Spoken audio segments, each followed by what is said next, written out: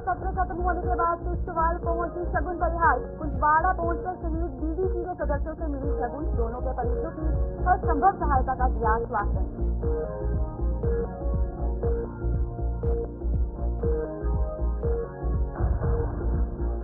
जम्मू कश्मीर अंतर्राष्ट्रीय सीमा पर उग रहे मोती। सांबा के चलियारा गांव में 200 रुपया कमाल।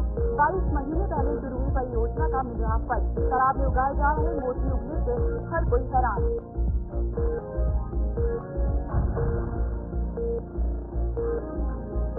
भाड़ा तहसील के 4 गांव में पानी की भारी किल्लत। पानी की सप्लाई की परियोजना का नहीं मिल रहा लाभ। लाखों रुपए की सरकार परियोजना की निकल चुकी हवा। घोड़े खच्चरों पर दूर दूर से पानी ढोने को लोग मजबूर।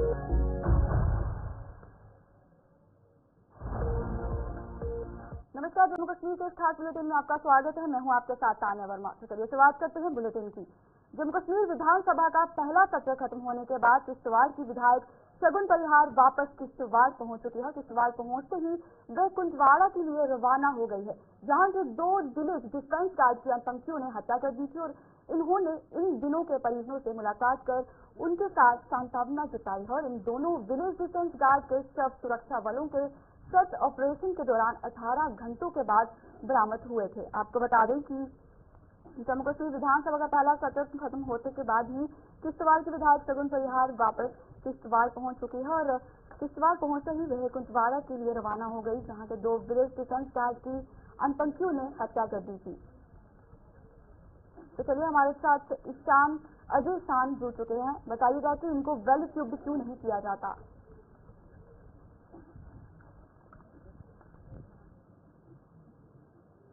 जी अजय शान, सुन पा रहे हैं?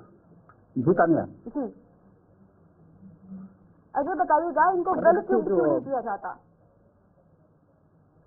देखिए, ये जो वीडीजीज हैं ये जब क्रिएट की गई थी तो इनके पास एसएलआर वेपन्स थे, क्योंकि इनको अपने गांव और आसपास के इलाकों की सुरक्षा करनी थी, तो उस समय जो वेपन अवेलेबल थे वही प्रोवाइड किए गए।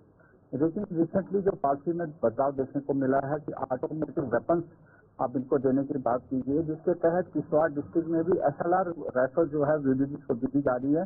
लेकिन उसमें भी कुछ शर्तें हैं, कुछ एज बार है। तो कहीं ना कहीं जो पहले से कहा जा रहा था कि वीडीजी को मॉडर्नाइज किया गया, ऐसा धरातल पर तो दिखता नहीं है। लेकिन कुछ वीडीजी में एसएलआर वेपन जरूर दिए गए हैं, लेकिन जो कम्युनिकेशन हो या दूसरी फैसिलिटीज हो वो नहीं दी गई है। तो हम ये नहीं कह सकते कि जो सुरक्षा बलों के एट पार वीडीजी हैं वो तो नहीं हो, अभी यहाँ पर वैसा कुछ है। लेकिन सरकार को पॉलिसी बनानी पड़ेगी कि जो वीडीजी हैं जो वॉलंटरली अपनी गांव की सुरक्षा करने के लिए सामने आए हैं उनको वेल इक्विप किया जाए, ताकि जो मिलिटेंट है जो एडवांस वेपन लेके आ रहा है, एडवांस टेक्नोलॉजी का लेके सामने आ रहा है, तो दुश्मन का मुकाबला करने के लिए इस तरफ से भी कहीं ना कहीं इनको इक्विप करना पड़ेगा। जी अजय, बताइएगा बीडीसी को बीडीसी ही क्यों बनाया गया था, इसके पीछे क्या मकसद था? देखिए, पॉलिसी जब गृह मंत्रालय से इसको चेंज किया गया तो कुछ पॉलिसी मैटर्स होते हैं जिसके तहत से फैसले लिए गए, क्योंकि गृह मंत्रालय के अंतर्गत ही वीडीजी को सैलरी आती थी। पहले 3 एसपीओ को या 2 एसपीओ को वीडीसी के जो मेंबर होते थे उनको सैलरी आती थी और वो बाद में बांटते थे। फिर वो इसमें एक डिस्प्यूट हो गया कि हम शेयर क्यों करें, तो वो भी एक बड़ा इशू चला। तो इस पूरी पॉलिसी को फ्रेम करके ये जो केंद्र सरकार के निर्णय पर ही ये जहां नाम इनका बदला गया और जो पेड वीडीजी हैं उनको अब सैलरी आना भी शुरू हो गया। हालांकि कुछ वीडीजी ऐसे भी हैं जो अनपेड हैं, वो वॉलंटरली अपनी सेवा दे रहे हैं, दिन रात सुरक्षा का काम कर रहे हैं, लेकिन अब उधर से भी मांग उठ रही है कि उनको भी वेल इक्विप करने के साथ साथ उनको भी कहीं ना कहीं आरक्षण दिया जाए। जी अजय, बीडीजी क्या आतंकवादियों के लिए एक सॉफ्ट कॉर्नर बन चुका है इस समय? देखिए, वीडीजी सॉफ्ट कॉर्नर नहीं है। वीडीजी हमेशा से ही एक चुनौती आतंकियों के लिए रही है, लेकिन जिस प्रकार से वीडीजी एक रेगुलर फोर्स हम नहीं कह सकते, तो उनको अपने घर के काम भी करने पड़ते हैं। घर के काम के लिए कभी जंगल में जाना पड़ता है, कभी खेतों में जाना पड़ता है, तो उसका कहीं ना कहीं फायदा आतंकी उठा रहे हैं और पीछे वार करके उन पर हमला कर रहे हैं। अगर वो वीडीजी ग्रुप पर हमला करेंगे तो उनको पता है कि वहां से पूरा जवाब मिलेगा और उनका ही नुकसान होगा, लेकिन घात लगाकर इन पर हमला कर रहे हैं। सॉफ्ट तो इनके लिए टारगेट नहीं है, इनको खतरा है तो वीडीजी से ही है इन ग्रामीण इलाकों में, क्योंकि पूर्व में भी हमने देखा है कि जब वीडीजी एक्टिव थी। आज भी उन इलाकों में जहाँ भी होते थे विजिटर्स वहाँ घुस नहीं पाते थे। आज भी कुछ वैसा ही है, लेकिन जैसे मैंने कहा कि डे टू डे काम के लिए जब ये बेचारे बाहर जाते हैं विदाउट वेपन, तो तब इनको टारगेट करने की कोशिश की जाती है। और जो किसवाड़ा में हुआ वो भी कुछ वैसे ही हुआ, जब दो डीजी मेंबर अपनी भेड़ बकरियां लेकर जंगलों की तरफ गए हुए। जी अजय, किश्तवाड़ में शगुन परिहार उनके परिवार से मिलने के लिए पहुंच चुकी है। उनके परिवार के साथ क्या बातचीत की गई, उनके परिवार से क्या मांगे रखी गई हैं, ये सब बताइएगा। देखिए, जो कुलदीप और नजीर हैं उनके शव कल शाम को ही उनके घर पहुंचे थे, क्योंकि घर से कई किलोमीटर दूर जंगल में अपहरण करके उनकी हत्या कर दी गई थी। तो देर शाम को शव पहुंचे। अभी थोड़ी देर पहले नजीर अहमद का उनका दफना दिया गया है और थोड़ी देर के बाद ही कुलदीप कुमार का अंतिम संस्कार होना है। तो फिलहाल जो भी प्रक्रिया वहां पर चल रही है, अंतिम संस्कार की चल रही है। हालांकि परिवार को ढाढ़स बताया जा रहा है, लेकिन जो इश्यूज हैं कि इनकी रिहेबिलिटेशन कैसे होगी, जो परिवार हैं, छोटे छोटे बच्चे हैं, इनका कैसे आगे जीवन यापन होगा, उसको लेके भी बात होगी, क्योंकि वो बात सरकार तक पहुंचानी है। हालांकि पार्टी सरकार की तरफ से बनी हुई है, लेकिन उससे गुजारा नहीं होगा। तो शगुन परिहार से जो हमारी बात थी, उन्होंने कहा कि जो भी मैक्सिमम पॉसिबल लगा वो सरकार से उन परिवारों को पहुंचाएंगे। जी, तमाम जानकारी के लिए धन्यवाद अजय शान। हमें अपडेट कर रहे थे किश्तवाड़ से कि शगुन परिहार जो है किश्तवाड़ पहुंच चुकी है और वो उनसे परिवार वालों से बातचीत कर रही है। क्या कुछ बात की जाएगी, क्या परिवार वालों की मांगे रखी जाएंगी, उन मांगों को बिल्कुल पूरा किया जाएगा। तो फिलहाल बढ़ते हैं अगली खबर की ओर। जम्मू कश्मीर में पहली बार मोतियों की खेती की जा रही है। जम्मू संभाग के सांबा जिले के सिमरवेटी सिलियारी गांव में दो दोस्तों ने यह कमाल कर दिखाया है। इन दोनों ने 22 महीने पहले इस परियोजना की शुरुआत की थी और जिस पर अब तक 70 लाख रुपए खर्च किए जा चुके हैं। आपको बता दें, जम्मू कश्मीर में पहली बार मोतियों की खेती की जा रही है और जम्मू कश्मीर में यह पहली बार हुआ है कि मोतियों की खेती जो है वो की जा रही है। और जम्मू संभाग में सांबा जिले में सिमरवेटी सिलियारी गांव में दो दोस्तों ने यह कमाल कर दिखाया है। ऋषि खजूरिया हमारे साथ हमारे संवाददाता जुड़ चुके हैं। ऋषि, इस पर अपडेट दीजिएगा। बिल्कुल, मैं आपको बता दूं कि अगर सांबा जिला की बात करें तो अंतर्राष्ट्रीय सीमा का इलाका चलियाड़ी गांव, यहाँ पर पहली बार आप कह सकते हैं कि जम्मू कश्मीर में ये खेती हो रही है मोतियों की, और ये सांबा जिला की अंतर्राष्ट्रीय सीमा पर हो रही है। तो एक बड़ा ही एक बेहतरीन कदम जो है वो दो दोस्तों ने उठाया है, जिसमें यूट्यूब पर इन्होंने सर्च करना शुरू कर दिया और इनके माइंड में ऐसा था कि हम कुछ ऐसा अलग करें, कुछ ऐसा अलग कंसेप्ट लेके आए जो यहाँ पर ना हो। उसी को लेकर इन्होंने जब इस पे सर्च करना शुरू किया तो इनको एक आइडिया आया कि क्यों ना यहाँ पर मोतियों की खेती की जाए। और ये जम्मू कश्मीर में पहली बार हो रहा है कि पर्ल फार्मिंग यहाँ पर शुरू अब हो चुकी है। 22 महीने पहले ये प्रोजेक्ट शुरू हुआ, 70 लाख रुपए की लागत से ये प्रोजेक्ट शुरू हुआ और अब इसमें धीरे धीरे जैसे जैसे वक्त गुजर रहा है वैसे वैसे आने वाले दिनों में यहाँ पर मोतियों की जो पैदावार है वो हमें देखने को मिलेगी। यानी मोती कुछ दिनों के बाद निकलना शुरू हो जाएगा, जिसको लेकर काम इन दोनों दोस्तों ने शुरू कर दिया है। ये दोनों रिटायर्ड आप कह सकते हैं कि व्यक्ति हैं, जिसमें एक पुलिस डिपार्टमेंट से रिटायर हुए हैं व्यक्ति और दूसरे माइनिंग डिपार्टमेंट से रिटायर हुए हैं। तो जो इनकी जमा पूंजी थी वो इन्होंने यहाँ पर लगाई है और यहाँ न सिर्फ प्रोजेक्ट लगाया है बल्कि कुछ लोगों को रोजगार भी दिया है। तो मैं यही कहूंगा कि जो अंतर्राष्ट्रीय सीमा का इलाका चलियाड़ी, यहाँ पर कुछ वक्त पहले लगातार फायरिंग होती थी, पाकिस्तानी गोलाबारी यहाँ पर होती थी, लेकिन अब वक्त बदला है, माहौल शांत है और यहाँ पर लोग अपने अपने कामकाज में व्यस्त हैं, खेती बाड़ी की तरफ ध्यान दे रहे हैं, गेहूं की धान की फसल उगा रहे हैं। लेकिन इसी के चलते एक अनोखी खेती जो कि पर्ल फार्मिंग की खेती यहाँ पर शुरू हुई है। एक्सपीरियंस कैसा रहा इसमें? देखिए, अभी तक जो एक्सपीरियंस को लेकर बात करें तो ये एक पहला एक्सपीरियंस है, नया एक्सपीरियंस है। अभी इसमें क्या कुछ गेन होता है, इसका रिजल्ट क्या सामने आता है, ये भी कुछ दिनों के लिए हमें इंतजार करना होगा, क्योंकि जैसे मैंने कहा कि 20 से 22 महीने लग जाते हैं मोती तैयार होने में। तो मैं आपको बता दूं, इसमें ओयस्टर जो समुद्र में पाया जाता है, जिसे सीप कहते हैं, वो सीप जो है इन्होंने कोलकाता से लाया और यहाँ पर एक बड़ा तालाब अपने जो जमीन थी उसमें तालाब बनाया, पानी उसमें जो वो पानी का सोर्स बनाया, उसके बाद जो बीज का वो उसमें डाला गया। उसमें ये भी जानकारी मिल रही है कि ओयस्टर की सर्जरी करके उसमें बीज जो वो डाला जाता है और ये 22 महीने के बाद जो मोती है ये बनकर तैयार हो जाएगा। अब इसका रिजल्ट सामने आएगा, एक्सपर्ट जो है वो बाहर से आएंगे, उसके बाद ये मोती निकालने की प्रक्रिया शुरू करेंगे। तो इसमें कितना लाभ होगा ये भी देखना होगा। नया एक्सपीरियंस है, 1.5 लाख के आसपास सीप इसमें डाला गया है और 1.5 लाख में कितना मोती तैयार होता है ये देखना होगा। अगर ये प्रोजेक्ट कामयाब हो जाता है तो यहाँ पर कुछ लोगों को रोजगार के साधन भी मिल जाएंगे और इस तरह से प्रोजेक्ट जो वो पर्ल फार्मिंग के आने वाले दिनों में जम्मू कश्मीर में कई अलग अलग जगहों पर शुरू हो सकते हैं। पहला एक्सपीरियंस अब देखना यह है कि इसका रिजल्ट क्या सामने आता है, लेकिन एक अनोखी शुरुआत दो दोस्तों ने मिलकर की है, जो कि सांबा जिला के अंतर्राष्ट्रीय सीमा के गाँव चलियाड़ी में ये पर्ल फार्मिंग की खेती ये बताइएगा कि 70 लाख रुपए खर्च किए जा चुके हैं, क्या सरकार की तरफ से भी कोई मदद दी गई है?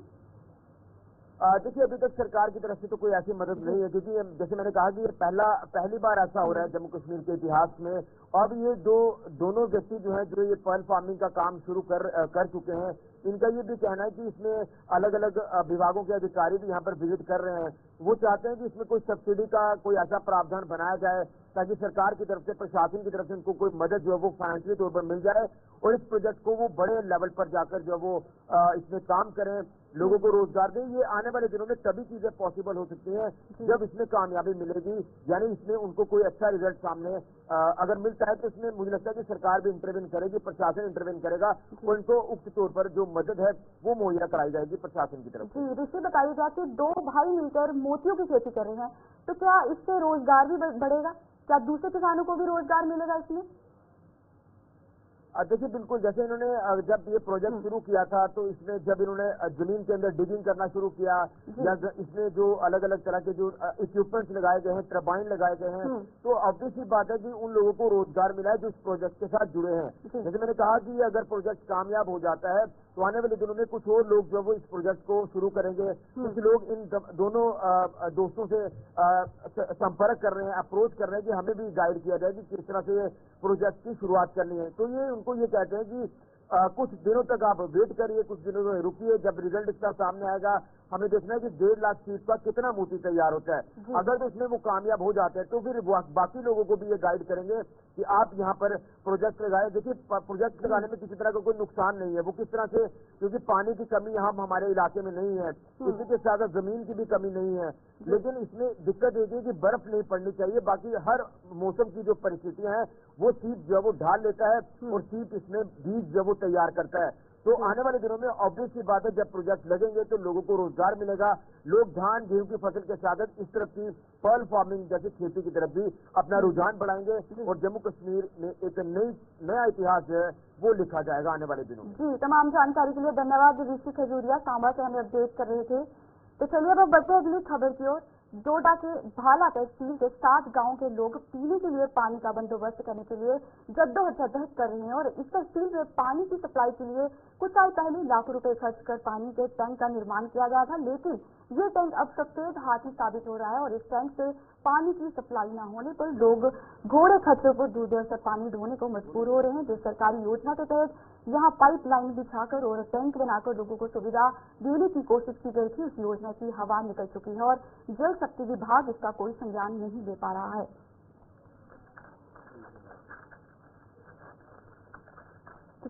साथ विकास मनहार से जुड़ चुके हैं। विकास, इस पर बताइएगा कि योजना का क्या लाभ हो रहा है और जी बताइएगा इस पर दे दीजिए।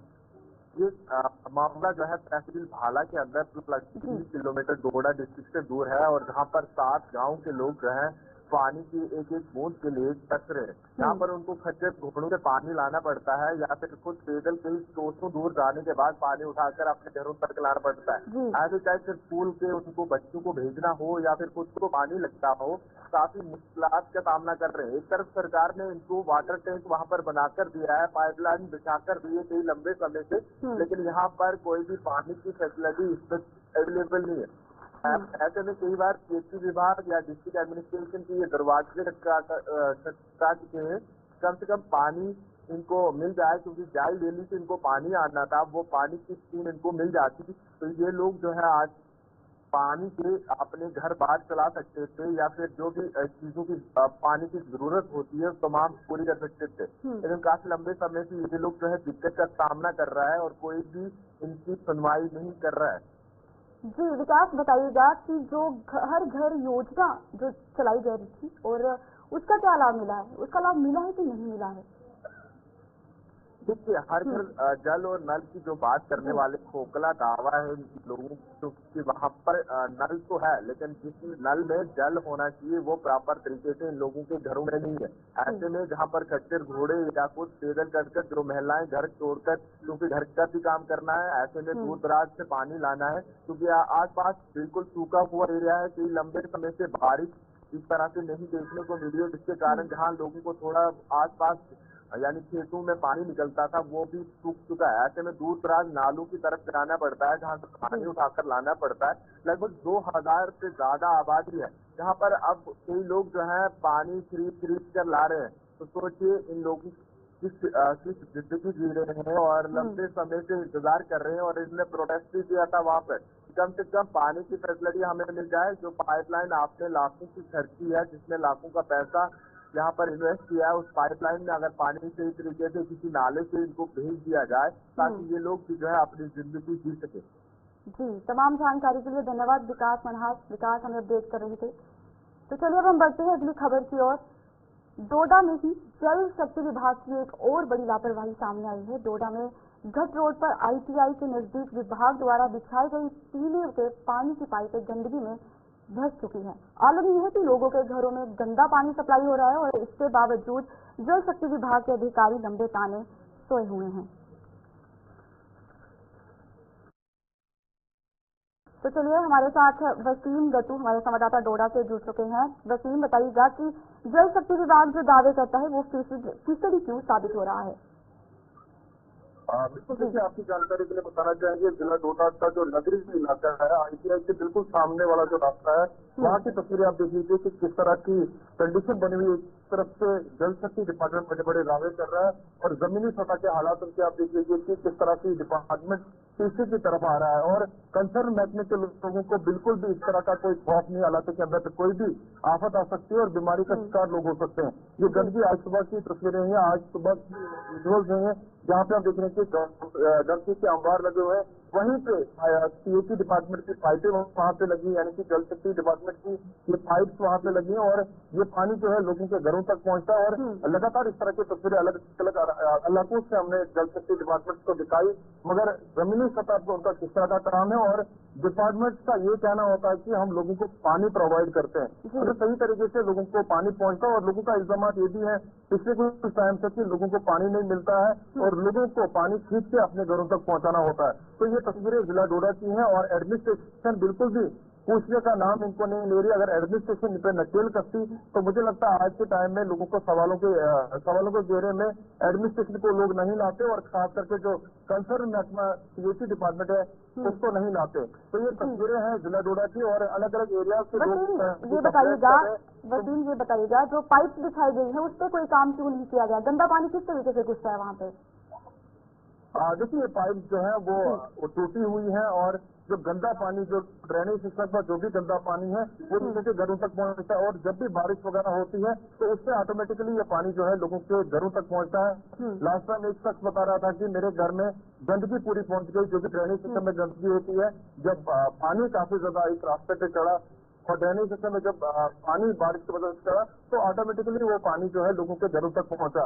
तो बीमारी यहीं से स्टार्ट होती है। पिछले दिनों आपने देखा डेंगू कितना ज्यादा बढ़ चुका था और देख रहे हैं कि नई कोई बीमारी दस्तक न दे चुनाव क्षेत्र के अंदर। और कहीं ना कहीं जो डिपार्टमेंट है यानी कि जल शक्ति महकमा है उस पर सवाल उठे। और ये एक ही इलाका नहीं है, बदरवा के इलाके जो चक्का का इलाका है वहां से भी इस तरह की खबरें आई थी। कंसर्न महकमे के लोग सही तरीके से ड्यूटी नहीं देते हैं, यानी कि लोगों को जो पानी उनको देना चाहिए था उनको नहीं देते हैं, बहानेबाजी की जाती है। हालांकि कंसर्न जेई को भी बताया गया मगर उसके बाद भी जमीनी सतह के हालात उनके नहीं सुधर रहे। वही तस्वीरें जिला डोडा की भी है। जिला डोडा के अंदर भी लोगों को ठगा जा रहा है, उनको बताया जा रहा है कि कल सुबह परसों दिन ब दिन उनको आगे की डेट दी जा रही है। आपके इलाके के अंदर पानी को सुधारा जाएगा और शहर के अंदर आप देखेंगे। ये बताइएगा कि गंदा पानी पीने से जो लोग बीमार होंगे उसका जिम्मेदार कौन होगा? देखिए, ये तो जिम्मेवार एडमिनिस्ट्रेशन होगी जो दावे बहुत बड़ी कर रही है। लोगों के घरों तक बताया जहाँ पे जाता है कि लोगों के घरों तक हम पानी पहुँचा रहे हैं। मुझे लगता है कि इस तरह की कंडीशन अगर होगी तो जल्द से जल्द अब सुनेंगे जिला डोडा के अंदर भी बहुत बड़ी बीमारी आई और उसके जिम्मेवार जो होगा यहाँ की जिला की एडमिनिस्ट्रेशन होगी। खास करके जो कंसर्न महकमा जो दावे तो बहुत बड़े कर रहा है और बड़ी इन्वेस्टिगेशन इसमें। देखिए, मैं बताना चाहूंगा यहाँ के लोगों का ये मानना है कि बड़े लेवल पे इन्वेस्टिगेशन ये होनी चाहिए। बहुत सारे लोगों को इनलीगल कनेक्शन दिए गए हैं, तो इनलीगल कनेक्शन जो दिए गए हैं इन्वेस्टिगेशन टीम यहाँ पे आनी चाहिए जिले के अंदर, वो देखनी चाहिए किस शख्स को इनलीगल कनेक्शन दिए गए। जो जान पहचान वाले लोग हैं उनको पानी मिल रहा है और जान पहचान वाले जो लोग नहीं है उनको आज की डेट में आप देखेंगे बहुत कम पानी मिल रहा है। तो मुझे लगता है जो बाकी सारी अथॉरिटीज है उनको देखना चाहिए, जमीनी सतह पे उनको जाना चाहिए और जहाँ जहाँ से भी उनको कंप्लेंट आ रही है वो उस पर हल निकालने चाहिए, बीच का रास्ता निकालना चाहिए और उन लोगों पे नकेल कसनी चाहिए जो जिम्मेदार लोग हैं और जिन लोगों ने इस तरह का काम किया हुआ। जी तमाम जानकारी के लिए धन्यवाद वसीम गट्टू। वसीम हमें डोडा से अपडेट कर रहे थे। तो चलिए अब हम बढ़ते हैं अगली खबर की ओर। मौजूदा समय में डेंगू और टाइफाइड के साथ साथ अब वायरल बुखार के मामले भी सामने आने लगे हैं और अभी ठंड हालांकि चरम पर नहीं पहुंच पाई है, लेकिन मौसम में हो रहे बदलाव से कुछ हद तक ठंड का एहसास होने लगा है और लोग वायरल बुखार की चपेट में आने लगे हैं। डॉक्टर की माने तो आने वाले 10 से 15 दिनों में डेंगू खत्म हो जाएगा, लेकिन वायरल बुखार के मामले बढ़ सकते हैं। डॉक्टरों ने लोगों को वायरल बुखार से बचाव के तौर तरीके बताते हुए इन पर अमल करने का आह्वान किया है। साथ ही साथ इस समय आपको जो डेंगू का भी फीवर जो है वो मिल रहा है, इसी तरह टाइफाइड का फीवर जो है लोगों में लोग बड़े ग्रस्त हो रहे हैं सब चीज़ों से। पर जो वायरल फीवर है वो बड़ा इस समय उसका जो इंसिडेंस है बड़ा हाई है। वो मैं ये मानता हूँ उसके पीछे जो रीज़न है कि अभी लोगों ने पूरी तरह से जो है ट्रांजिशन नहीं किया है। कपड़े अभी वही चल रहे हैं, मतलब अपना कुछ लोग पंखा लगाते हैं, कुछ लोग नहीं लगाते हैं। तो वो जो मतलब चेंज ऑफ वेदर हो रहा है वो वनरेबल करता है और मतलब हर इंसान को वनरेबल करता है वायरल फीवर। और अगर इंसान प्रिकॉशन नहीं ले रहा है, कपड़े प्रॉपर नहीं पहन रहा है और हवा से मतलब हवा लगती है उसको, एक्सपोजर होता है। इसी तरह अगर उसकी इम्यूनिटी डाउन है, जहाँ फिर कोई ऑलरेडी ही कोई एलर्जिक डिसऑर्डर से वो ग्रस्त है, जहाँ COPD या अस्थमा से ग्रस्त है, वो और भी ज़्यादा उसकी वनरेबिलिटी जो है बढ़ जाती है। तो आज की डेट में यही बोलूँगा कि डेंगू एंड वायरल फीवर और एंटेरिक फीवर वो इस समय ज़्यादा मतलब देखे जा रहे हैं। और लोगों से मेरी यही गुजारिश रहेगी कि अपना खान पीन और अपना जो ठंडा पानी, cold drink, soda, ice cream, beverages हैं उसको इस पीरियड में खासकर अवॉइड करें। और इसी तरह जो क्लोथ हैं, एडिक्वेट क्लोथ बोलूँगा मैं, अभी तो नहीं बोलूँगा वार्म क्लोथ, लेकिन एडिक्वेट क्लोथ जो है वो जरूर पहने। और दूसरा है कि डाइट का अपना ध्यान रखें, डाइट भी अपनी अच्छी रखें जिसमें आपकी इम्यूनिटी बढ़े। और डेंगू का भी जो रोकथाम है उसके लिए भी मैं बोलूँगा कि अब पीरियड जो डेंगू का है वो टूवर्ड्स डाउनवर्ड सर्ज है। नेक्स्ट 15 डेज या 10 डेज अगर हम बात करें तो जाके जाके चला ही जाएगा और इंसिडेंट्स कुछ कम भी होने की तरफ है, लेकिन अभी भी उसका जो प्रकोप है वो बना हुआ है। तो डेंगू की भी जो है पूरी रोकथाम जो करनी है, साफ सफाई रख रखाव अपना जो करना है वो पूरा करें ताकि आप डेंगू के भी फीवर से जो है वो बच सके और एक हेल्दी बिजनौर के वार्ड नंबर 1 की हालत बद से बदतर हो रही है और इस वार्ड में गंदे पानी की निकासी की व्यवस्था न होने से लोगों का घरों में बाहर निकलना भी मुहाल हो रहा है। आलम यह है कि कई बुजुर्ग भी बीच रास्ते गिरकर घायल हो चुके हैं और इसके बावजूद म्यूनिसिपल कमेटी के अधिकारी और जनप्रतिनिधि लंबी ताने सोए हुए हैं। स्थानीय लोगों के मुताबिक कोई भी उनकी समस्या का हल नहीं कर पाया है और आलम यह है कि ग्राहक भी दुकानों पर आने से अब कतराने लगे हैं। इतनी गंदगी है, सभी बोल रहे हैं आप ये इतने बड़ी सिटी में रहते हो तो इतना गंदा यहाँ पे। कल तो हमारी एक माता जी है वो गिर गई है पानी में, उनके घुटने वगैरह छिल गया। तो ये वार्ड नंबर 1 का ये हाल है, पूरा पानी रोड पे जा रहा है। ये तो कोई तरीका नहीं है, जब वोट लेने होते हैं सभी आ जाते हैं। आपको डेवलपमेंट करनी चाहिए, ये नहीं है कि बोलना हम ये करेंगे वो करेंगे, बड़े बड़े बातें तो सब करते हैं, कोई पूरा करके दिखाए तो हम माने ना। म्यूनसिपल कमेटी वाला इतना बड़ा डिपार्टमेंट बनाया, किस लिए बनाया? अगर काम ही नहीं करना तो उसको बंद करो। अगर हमें भी पता होगा कि डिपार्टमेंट ही नहीं है वो कौन हैंडल करेगा, हम खुद अपना इंतजाम करते हैं। फिर पहले ही बोल दो ना, तो फिर किस लिए आ जाते हैं कि हम ये करेंगे वो करेंगे। डेवलपमेंट क्या है? डेवलपमेंट ही नहीं है तो क्या करना है बना के उसको। क्या मांग करते हैं? हम यही अपील कर रहे हैं कि जितनी जल्दी होता है हमारी समस्या का सुलझाओ, जल्दी से जो भी इनके डिपार्टमेंट के हेड हैं, विधायक हैं, जो भी बने हुए हैं मेंबर, वो आके चेकिंग करें और देखें ये क्या हाल हो गया। मैं बोल रही हूँ डिपार्टमेंट वालों को, म्युनिसिपल कमेटी वाली जो भी हेड है वो आके देखें, वो यहाँ से निकल के जाए। मैं बताती हूँ कि वो कैसे चप्पल डाल के बीच में घूम सकती है क्या। मैं दुकान जिथे कोल गया मेरी, जिथे सारे समस्या दसी है, तो मेरे कस्टमर जो बाहर तू आ देना साडे बिश्नाह की इन्नी ज्यादा बेइज्जती करा देना, इन्नी ज्यादा कि मैं भी सुनी अपने अंदर के मिसकी आखा था कि मैं इनके कोल जावां गल करा, ते मेरे कन्नै 2-4 बंदे होंदे। चलो मीडिया वाले का बड़ा शुक्र है कि अज पुज्जी है ना, ते तुस आपू भी दिक्खी सकदे, सारा व्यू तुसें लब्भी जाना इस वीडियो विच कि बिश्नाह 12 नंबर की की हालत है। ते शर्म आंदी है सानू कि हाँ आखने असें आखते आपू कि असें बिश्नाह 12 नंबर 1 च रौह्ने आं।